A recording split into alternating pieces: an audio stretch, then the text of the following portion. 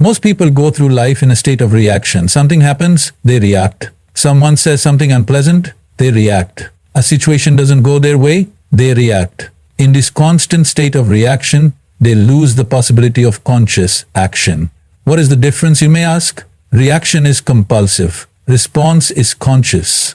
When you react, it is not truly your choice. It is just a replay of your past impressions, fears, and judgments. If someone insults you and you immediately burst out in anger, is that your conscious choice? No. It is just a button inside you that they have found and pressed. This means anyone can make you dance like a puppet. If people can push your buttons and control your inner state, is that freedom? Certainly not. True freedom begins when you are no longer a slave to external triggers. This is why it's so important to develop the space between stimulus and action. Now, this is not about suppressing your emotions. Suppression is another form of reaction. It's just turned inward. Instead, it's about awareness. When something happens, can you just take a moment? Just one breath. In that breath, observe what is arising within you. Is it anger, fear, frustration? See it, acknowledge it, and then ask, is this how I truly wish to respond? This tiny gap, this moment of awareness, is the beginning of inner mastery. In that space, you are no longer driven by unconscious patterns. You can choose a response that aligns with who you want to be. And when you begin to live like this, life itself becomes lighter. You're no longer constantly entangled in emotional dramas, arguments, or regrets. It's not that the world suddenly becomes perfect. People will still be rude, traffic will still jam, plans will still fail, but your inner atmosphere is no longer hijacked by these things. You remain calm, centered. This is not some mystical state. It's a natural consequence of living consciously instead of compulsively. Have you noticed how much energy is wasted in unnecessary reactions? One negative interaction can consume your entire day. Your mind replays it again and again, feeding the fire of anger or hurt. You keep reacting even when the situation is long over. This is self-torture, not emotional intelligence. When you start responding instead of reacting, suddenly you realize how many things are not even worth engaging with. You don't need to fight every battle. You don't need to correct every wrong. You don't need to defend yourself against every opinion. You learn to conserve your energy for what truly matters. In a reactive state, your focus is outward. You're always scanning the world for threats or problems. But in a responsive state, your focus turns inward. You begin to manage your own system. You take charge of your thoughts, emotions, and actions. This is the foundation of true power. Animals react. A dog barks when it hears a noise. A cat jumps at sudden movement. But you are a human being, capable of awareness, reflection, and choice. If you live in reaction, you are surrendering this incredible gift of being human. Don't do that.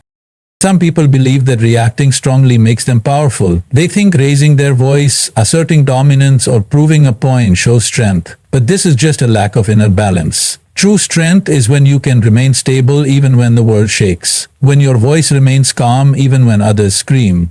When your presence itself becomes a stabilizing force in chaotic situations. This doesn't mean you become passive. No, response can be firm, assertive, even fierce, but it is not coming from unconscious emotion. It is intentional. It comes from clarity, not confusion. From courage, not fear. This is the difference between a tantrum and leadership.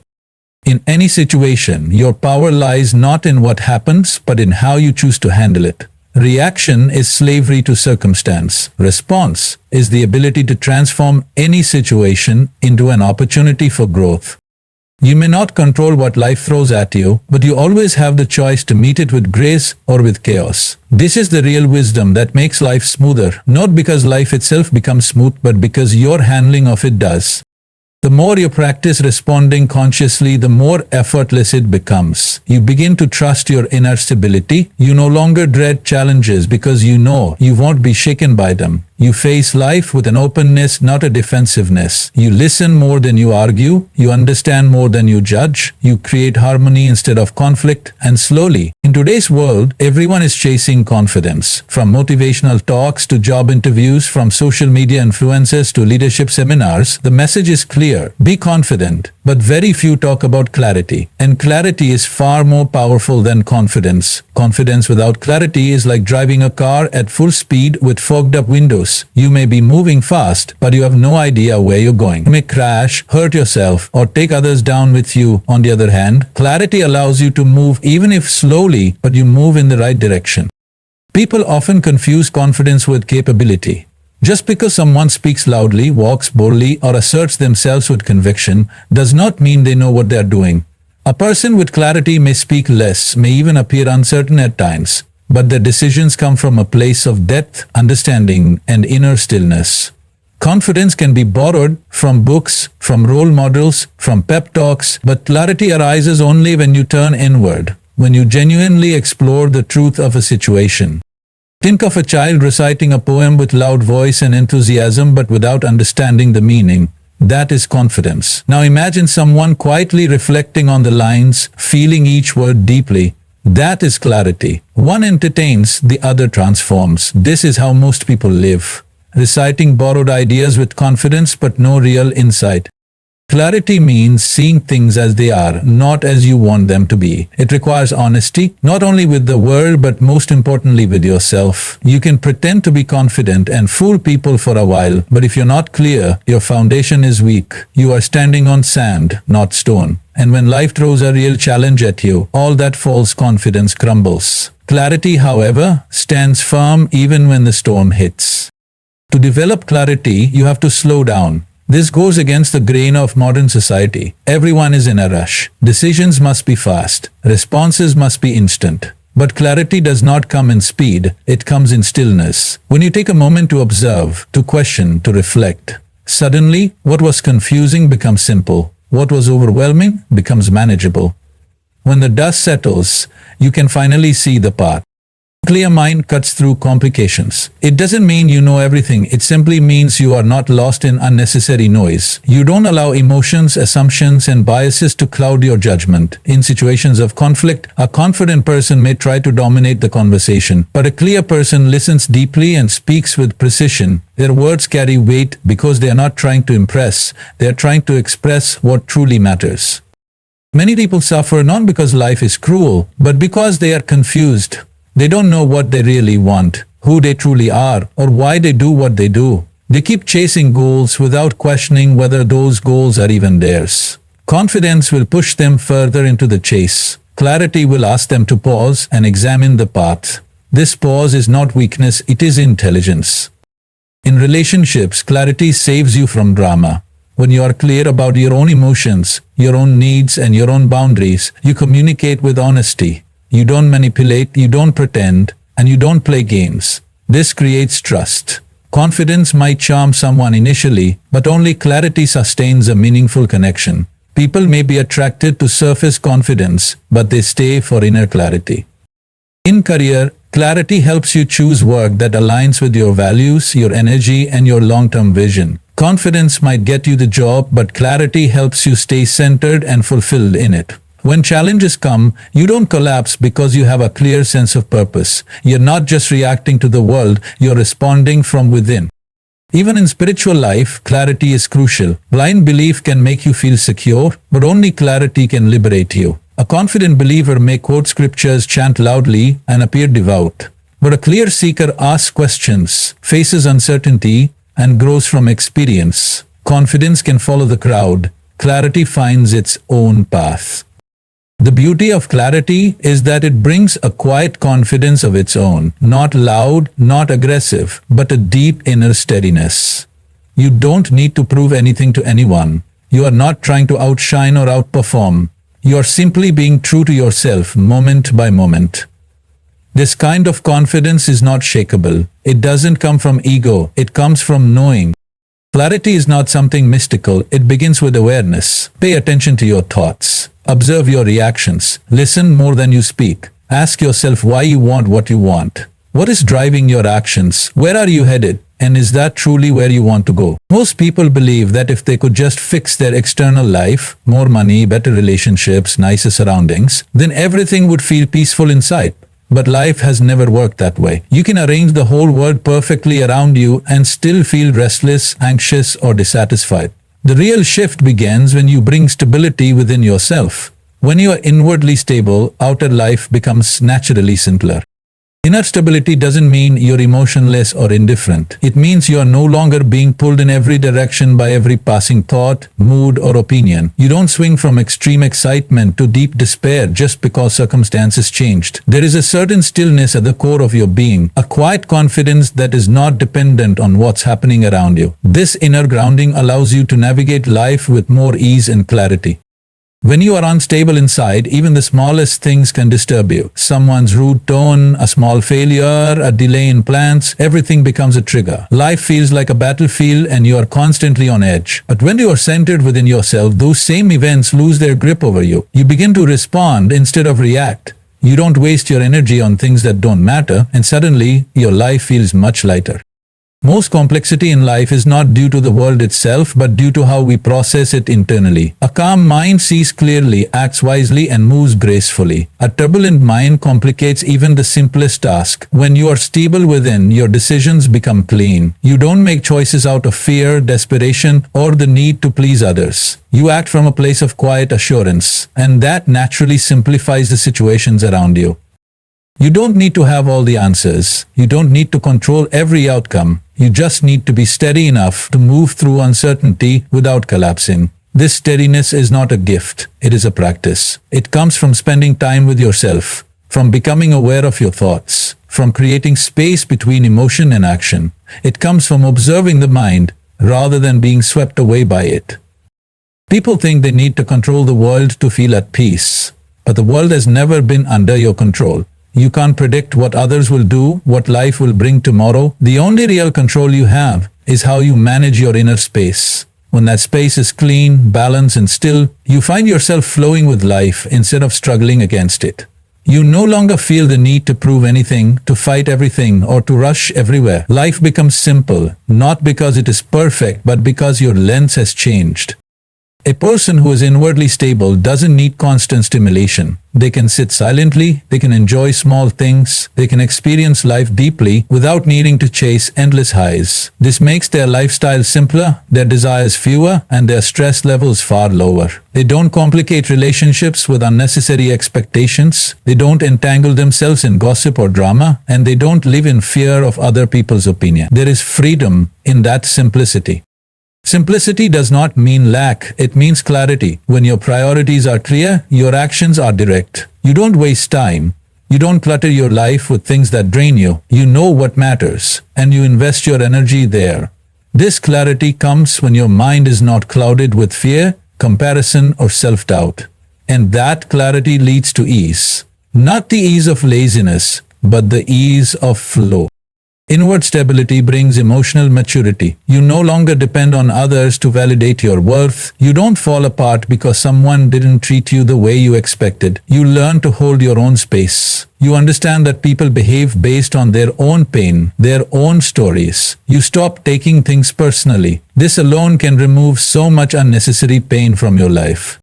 When you operate from stability, you also begin to value silence. You see that not every emotion needs to be expressed, not every thought needs to be spoken. You become more selective with your words, more intentional with your time, more conscious with your choices. You are no longer driven by restlessness, but guided by awareness. And this brings a natural grace to everything you do. The beauty of inner stability is that it doesn't depend on achievements or possessions. It doesn't require recognition or success. It is simply the result of knowing who you are, being comfortable with your own presence, and learning to stand still in the middle of life. Most people spend their entire lives trying to control life. They try to control people, situations, outcomes, even their own emotions with force. But life is not something to be controlled. It is something to be aligned with. Just like a river that flows with its own rhythm, life has its own intelligence, its own timing, its own way of unfolding. The more you resist this flow, the more struggle you create. The more you align with it, the more ease and grace you experience. Control is an illusion born out of fear. When you're afraid of the unknown, when you're uncomfortable with uncertainty, you try to hold on tightly to everything. You plan excessively, you micromanage, you overthink. You believe that if you can just make everything go your way, you will be safe, you will be happy. But life is far too vast, far too complex to fit into the narrow frame of your plans. Things will change, people will surprise you, circumstances will shift. This is not failure, this is nature. To align with life means to trust its process. It means understanding that not everything is in your hands, but that doesn't make you powerless. There is a big difference between taking responsibility and trying to control. Taking responsibility is about doing your best with awareness, with sincerity, with presence. Control is about trying to guarantee the outcome. But outcomes are never fully in your hands. You can plant the seed, you can water it, but whether it rains or not is not your decision. Alignment begins when you start listening, not just with your ears, but with your whole being, listening to what life is trying to tell you, where it is trying to guide you. Sometimes things don't work out not because you're not worthy, but because something better is waiting. Sometimes people walk away not because you failed, but because their part in your story is complete. When you stop trying to force things and start flowing with what is, you open yourself to intelligence far greater than your own. This doesn't mean you become passive or lazy. It means your actions come from a deeper place, not from anxiety or desperation, but from inner clarity. You act, but you're not obsessed with results. You move forward, but you're not fighting every step. You understand timing, rhythm, and receptivity. Just as a surfer learns to ride the wave instead of pushing against the ocean, you learn to ride the wave of life.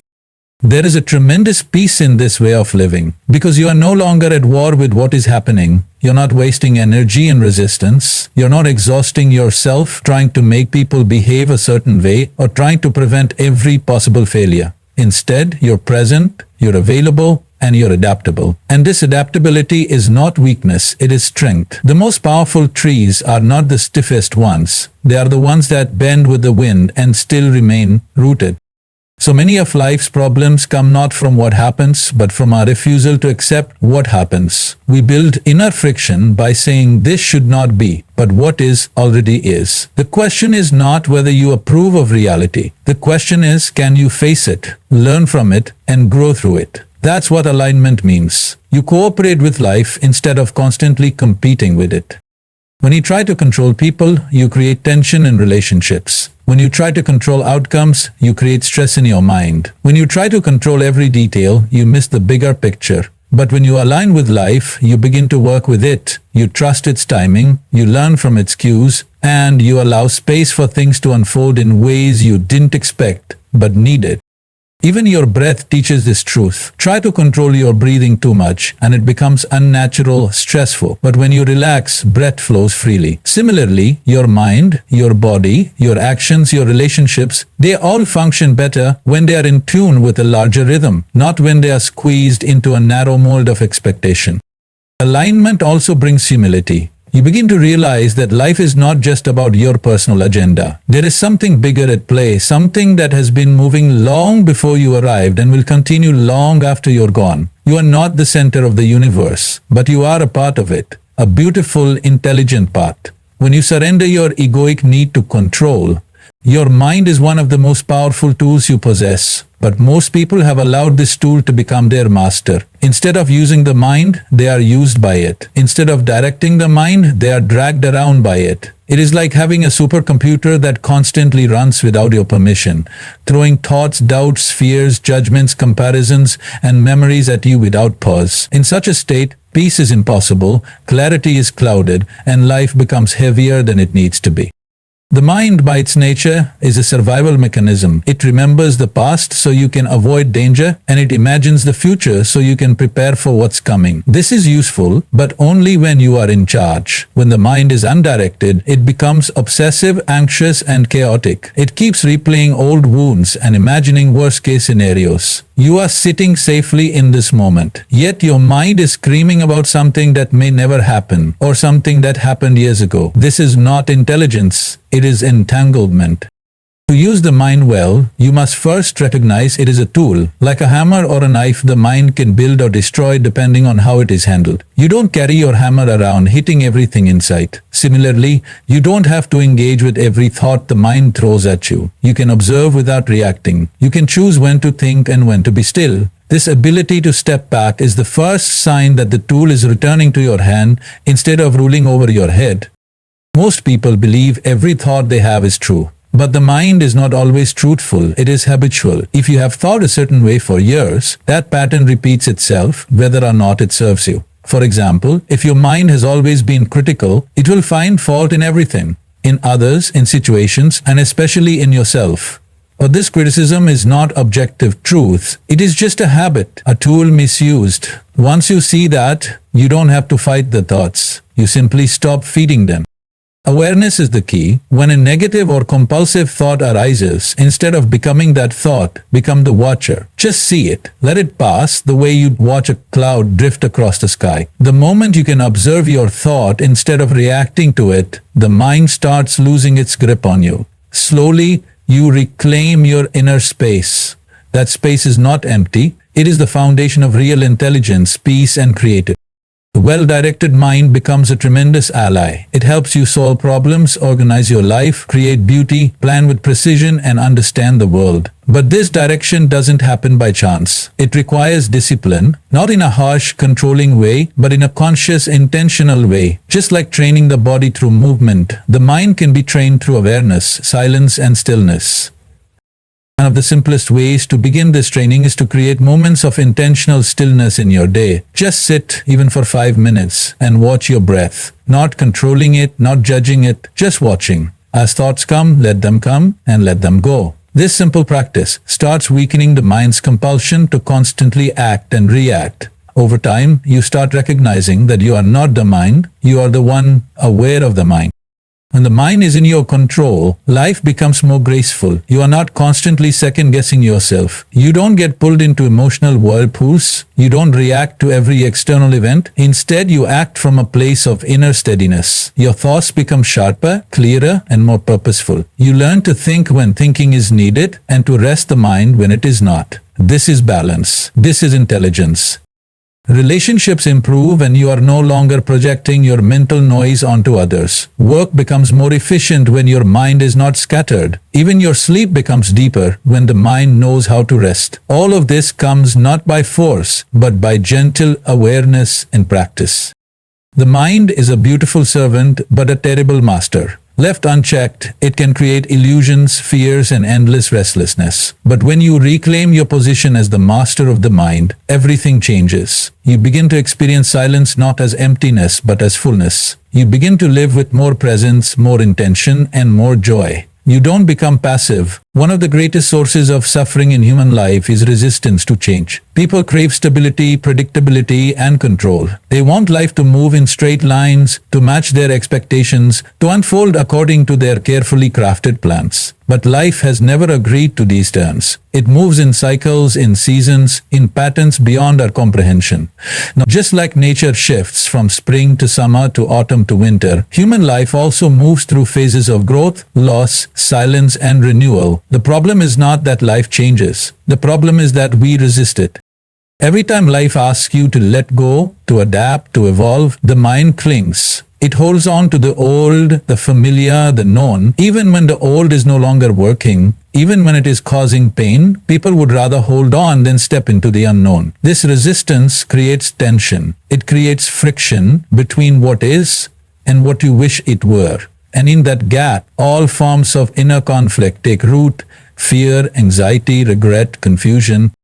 But change is not the enemy. Change is life's way of renewing itself. Without change, there is no growth. Without change, there is no possibility of something new, something better, something more aligned with who you are becoming. The tree does not resist when the leaves fall in autumn. The river does not resist when it meets rocks in its path. Life moves, bends, shifts, and it expects you to do the same. When you align with this movement, when you say yes to change instead of hiding from it, something remarkable begins to happen.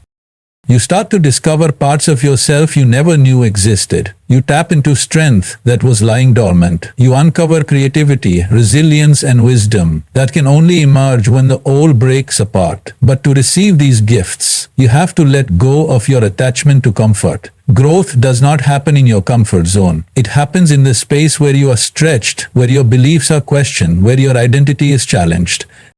Many people want transformation without the discomfort that comes with it. They want the breakthrough, but not the breakdown. They want the light, but not the darkness that often precedes it. But every real transformation demands a certain death. Death of old ways of thinking, death of outdated patterns, death of the version of yourself that was only meant to get you this far. If you can allow that death, if you can surrender to it without fear, what emerges is not destruction, it is rebirth. It is not weakness to change. It is courage. It takes strength to look at your life honestly and say, this is no longer working. It takes bravery to walk away from situations that are safe but stagnant. It takes maturity to accept that the version of you who made past choices is not the version of you who must live with them now. When you resist change, you stagnate. But when you embrace it, you evolve. Sometimes the most profound changes come disguised as loss, failure, or endings. What looks like a door closing may actually be life redirecting you. What feels like falling apart may actually be falling into place. But you can only see this if you are willing to stay open even when things don't make sense. If you close your heart in times of difficulty, you block the very wisdom that could guide you through. Flexibility is not about weakness or indecision, it is about inner strength. When you are rigid, you break easily. When you are flexible, you bend, adapt, and rise again. This does not mean you have no values or boundaries. It means you hold them with awareness, and you adjust them as needed to stay aligned with your deeper truth. You are not a statue, you are a living, breathing being in a constantly moving universe. The ability to flow with change is a deep spiritual practice. It is not something you do once. It is a way of being. It requires presence. It requires humility. It requires you to trust something greater than your own limited understanding. And it rewards you not just with external results, but with inner peace. Because when you stop resisting life, life stops resisting you. When change comes, and it will, you can either cling in fear or open in trust. You can see it as a threat or as an invitation. You can fight it or you can dance with it. This choice determines the quality of your life. It determines whether you merely survive or truly grow. Whether you keep circling in the same patterns or rise into new levels of freedom and awareness. Change is not here to punish you. It is here to prepare you, to sculpt you,